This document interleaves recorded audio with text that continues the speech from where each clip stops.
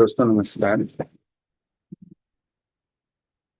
सभी को पता होगा ही कि जो आप वेट कर रहे थे बहुत दिनों से कि फाइनल नोटिफिकेशन कब आएगा, तो फाइनल नोटिफिकेशन आ चुका है और सारी डिटेल के साथ आया है कि कब फॉर्म फिलअप होगा और कब इसके बीच में नोडल ऑफिसर को अपना जो रिपोर्ट है वो फिलिंग को देना है। तो सभी तैयार हो जाइए और आपका एग्जाम अब होने ही वाला है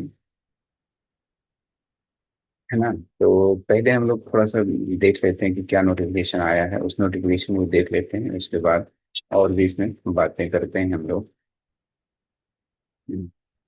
तो जो ये 24 को आया है नोटिफिकेशन, 24/7 को, तो ये इंस्ट्रक्शन नंबर 2 है, क्योंकि इसके पहले भी इंस्ट्रक्शन दिया जा चुका था, इसलिए इंस्ट्रक्शन नंबर 2 है ये, है ना। इंस्ट्रक्शन नंबर ये 2 है। तो ये इंस्ट्रक्शन क्या कहता है, ये सारे फैक्ट्रियों को लिखा गया है डीओ की तरफ से। और ये सब्जेक्ट वही है कि एलडीसी का वैकेंसी को फिल करना है, यानी चार्ज में टेक्निकल और नॉन टेक्निकल के पोस्ट को। तो इसके लिए ऑनलाइन पोर्टल, अब तक हम लोग जो फॉर्म चार्जमैन का फॉर्म फिलअप करते थे वो मैनुअल फॉर्म होता था, लेकिन अभी जो है वो ऑनलाइन फॉर्म होगा। तो इसको ऑनलाइन फॉर्म कर दिया गया है। तो हम लोग देख लेते हैं, इसके पहले भी जो रेफरेंस में है, इसके पहले भी 2 इंस्ट्रक्शन आ चुके हैं, हम लोग इन सारे इंस्ट्रक्शन को भी देख चुके हैं। 17/4 को आया था और फिर 16/6 को भी आया, है ना। तो इसमें जो कहा गया है कि ये सारे जो इंस्ट्रक्शन है, इसलिए इंस्ट्रक्शन है कि कैसे फील्ड यूनिट को जो यूनिट है, मतलब कोई फैक्ट्रीज हैं वैसे नोडल, उसमें हर एक एक नोडल ऑफिसर होगा प्रत्येक फैक्ट्री में। वो नोडल ऑफिसर कैसे अपना डॉक्यूमेंट्स जो है फील्ड यूनिट को सबमिट करेगा, और जो कैंडिडेट्स हैं वो कैसे फॉर्म फिलअप कराएंगे, है ना। तो इसमें कुछ कुछ पॉइंट्स हैं जो देख लेते हैं जल्दी से। All units are requested to circulate the above instruction for inviting application from the application applicants in online portal in Comnet 2।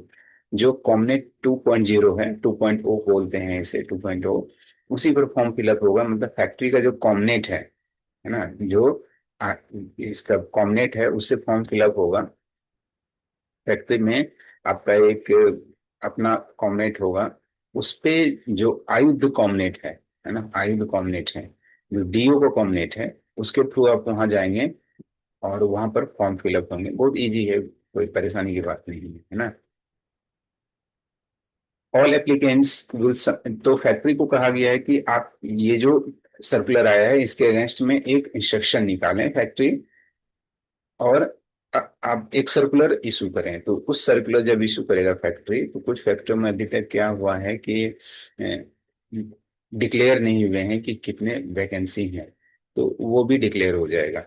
अभी कुछ दिनों में ही निकल जाएगा, बहुत समय नहीं लगेगा, एक वीक के अंदर ही आपको एक इंस्ट्रक्शन फैक्ट्री इशू कर देगा, उस सर्कुलर इशू कर देगा कि कैसे फॉर्म फिलअप करना है, क्या करना है, और उसमें आपका वैकेंसी भी लिखा रहेगा ना, वैकेंसी भी लिखा रहेगा। अगर जिस फैक्ट्री में वैकेंसी अभी तक आउट नहीं हुआ है, तो वहां की बात करते हैं हम लोग।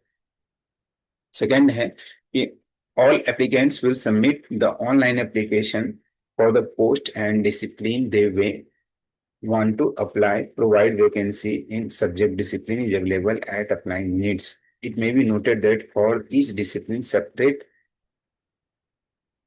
application to be submitted in online portal with reference for each discipline.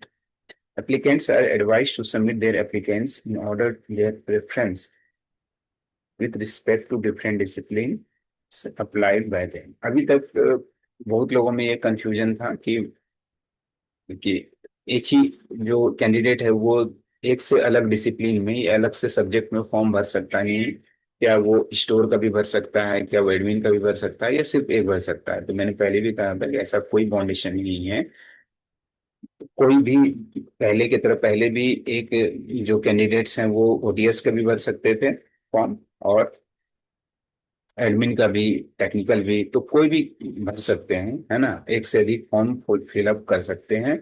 लेकिन आपको यहीं पर प्रेफरेंस भी बताना पड़ेगा। प्रेफरेंस मतलब क्या? पहले क्या होता था कि देखिए, जब रिजल्ट आ जाता था देन उससे एक प्रेफरेंस पूछा जाता था कि जैसे किसी कैंडिडेट्स का दोनों में हुआ है, स्टोर में भी हुआ है, किसी कैंडिडेट्स का जैसे स्टोर में हुआ है ना, और एडमिन में भी हुआ है, ओटीएस में भी हुआ है, तो दोनों में से पूछा जाता था कि आप किस में लेना चाहते हैं, आप किस में रखना चाहते हैं अपने वैकेंसी पे। लेकिन अभी ही आपको प्रेफरेंस दिया जाएगा। अभी के केस में क्या है, अभी आपको प्रेफरेंस देना है कि आप पहले किसे रखेंगे। अगर आपका, सपोज कीजिए आपने एडमिन भी भरा, सॉरी ओटीएस भी भरा, देन स्टोर भी भरा, है ना, तो आप इसमें पहले किसे रखना चाहेंगे, मतलब आपका दोनों में अगर हो गया तो किसे रखना चाहेंगे, ये प्रेफरेंस आपको अभी ही देना पड़ेगा।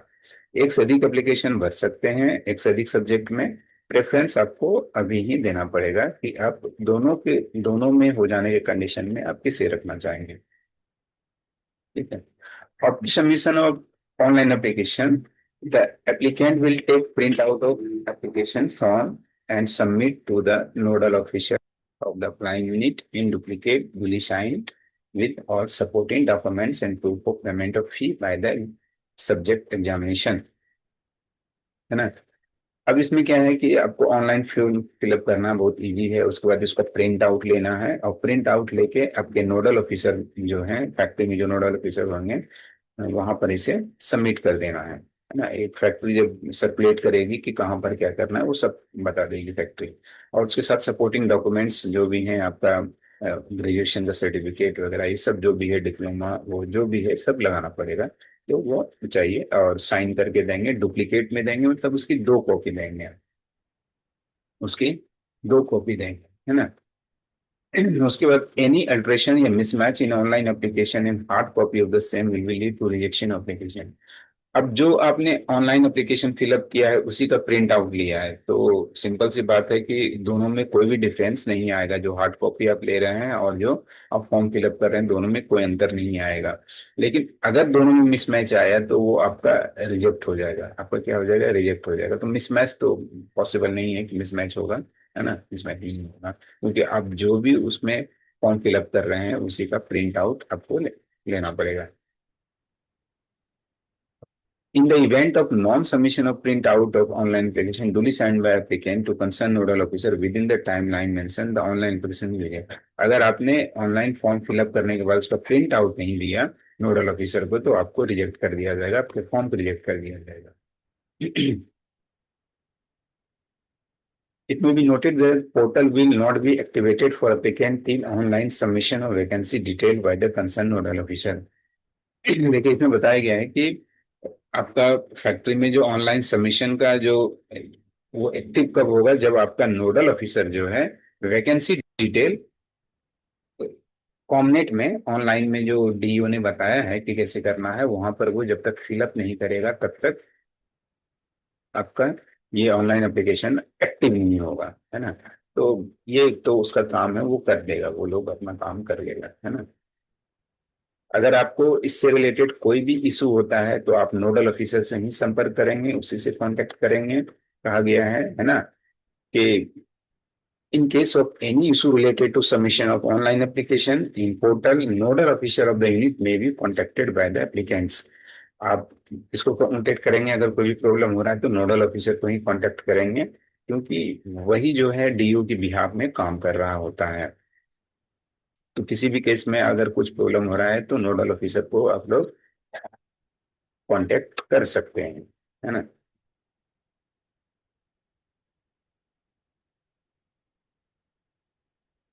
एक महत्वपूर्ण बात ध्यान दीजिएगा कि the applicants have to fill up their personal data carefully and correctly. In case of error in email ID, mobile number, the system generated information will not be available to the applicant, for which no representation will be entertained by the unit। जब आप form fill up कर रहे हैं तो अपना email ID सही डालिएगा, mobile number भी सही डालिएगा जो एक्टिव रह सके, है ना। ऐसा मोबाइल नंबर डालिए जो कुछ दिन आपका, कम से कम 1 साल तो एक्टिव रहना चाहिए। और ईमेल आईडी भी ऐसा डालिएगा जो 1 साल एक्टिव हो, ताकि उससे सिस्टम जनरेटेड जो इन्फॉर्मेशन आएगा, जैसे हो सकता है कि रोल नंबर खुद से आपके पास आ जाए, एडमिट कार्ड भी आ जाए, नो डाउट ये सब भी आ सकता है, तो वो आपके पास ईमेल पे आ सकता है। तो ये सब एक्टिव रखिएगा, है ना। और अच्छा, ठीक से डालिएगा। अब देखिए टाइमलाइन दिया है, टाइमलाइन इन्होंने दे दिया है, सेट कर दिया है टाइमलाइन तक।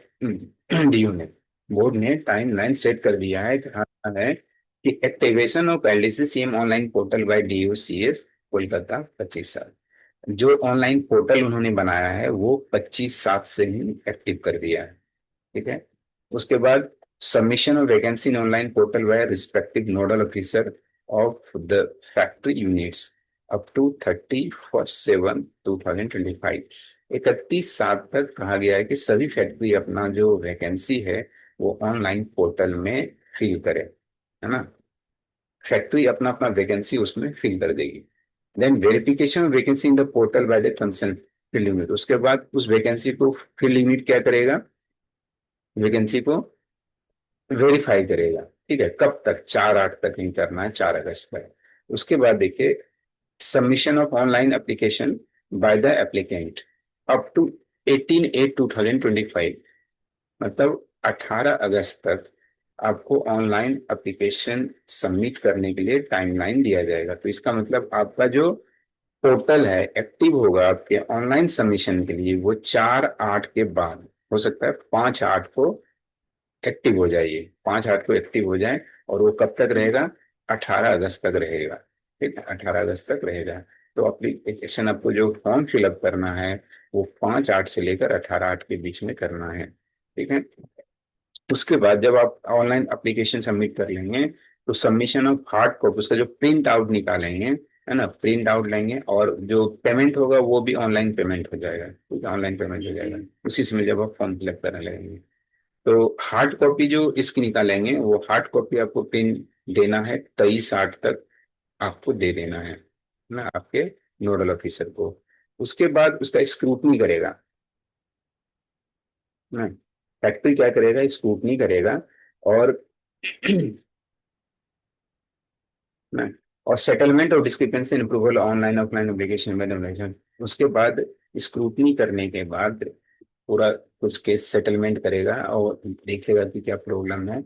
और उसके बाद फाइनली एक रिजेक्शन लिस्ट इशू करेगा 15/9 को, 15 सितंबर को। तो देखिए टाइम काफी दिया गया है ना, 15 सितंबर तक टाइम दिया गया है रिजेक्शन लिस्ट इशू करना है कि, और रीजन भी बताना है कि किस कारण से आपका फॉर्म जो है रिजेक्ट हुआ है।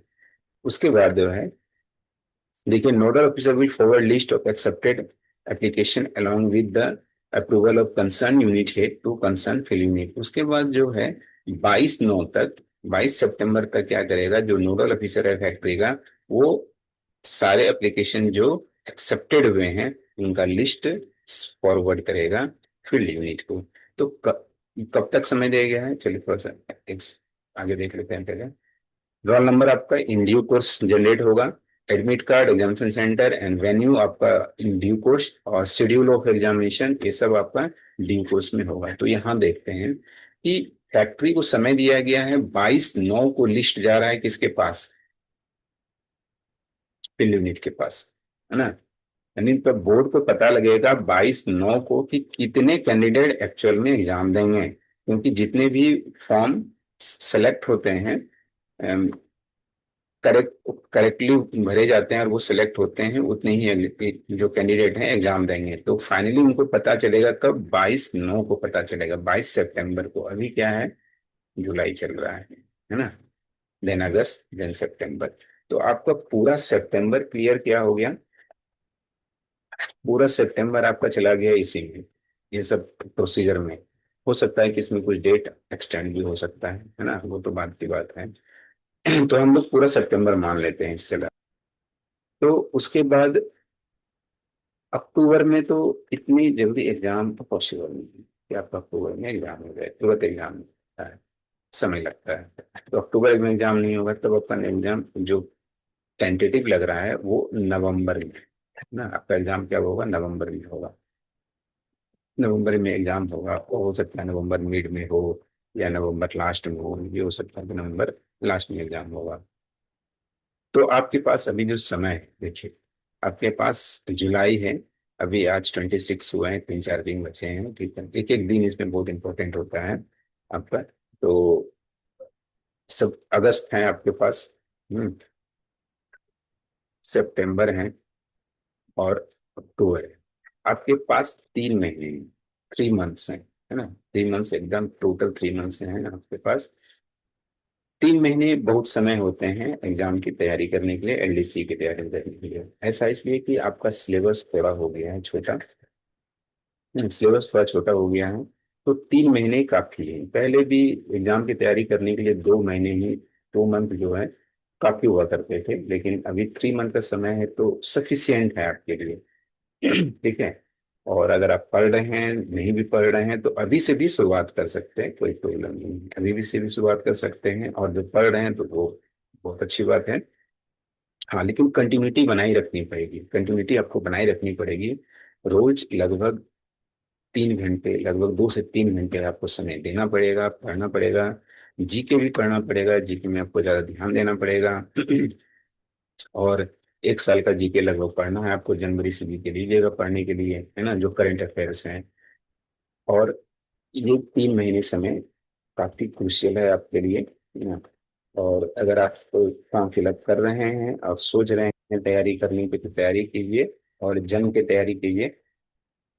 3 महीने बहुत होते हैं इस एग्जाम की प्रिपरेशन के लिए। मैं एलडीसी की बात कर रहा हूँ, तो इसके लिए 3 महीने काफी है। सिलेबस बहुत बड़ा नहीं है और लिमिटेड सिलेबस है। सबसे बड़ी बात है कि लिमिटेड सिलेबस है, अनलिमिटेड नहीं है ना, अनलिमिटेड सिलेबस नहीं है। और एसएससी की तरह, रेलवे की तरह अनलिमिटेड सिलेबस नहीं है, लिमिटेड सिलेबस है। इसलिए बहुत ज्यादा सिलेबस नहीं है। आप 3 महीने में आराम से तैयारी कर सकते हैं, अगर तैयारी करना चाहें तो। ठीक है।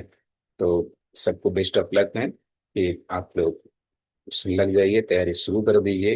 अब ये मत देखिएगा कि कब फॉर्म निकल रहा है, कब फॉर्म भरना है, उसके बाद में एग्जाम लूंगा, अभी ये पढ़ना शुरू करेंगे, ये सब कीजिएगा तब तो फिर पढ़ाई नहीं हो पाएगा। और आपको इसका मतलब जो है, आप जो है ना इसमें सीरियस नहीं है। आपको सीरियस होना पड़ेगा, अगर एग्जाम देना है तो सीरियस देना पड़ेगा। और चांसेस बहुत ज्यादा हैं, 99% चांसेस हैं कि ऑनलाइन एग्जाम होगा। अभी तक तो यही ऑनलाइन एग्जाम होगा, तो अच्छे से एग्जाम होना चाहिए, फेयर एग्जाम होना चाहिए। तो आप लोग तैयार हो जाइए एकदम एग्जाम देने के लिए। और जब इसका फॉर्म फिलअप स्टार्ट होगा, है ना, तो उसके बाद भी मैं एक आपको ब्रीफ में एक वीडियो बना दूंगा, जिसमें कि पता चल जाएगा कि कैसे फॉर्म फिलअप करना है, वो मैं देख लूंगा। ठीक है। तो तब तक के लिए best of luck. Thank you.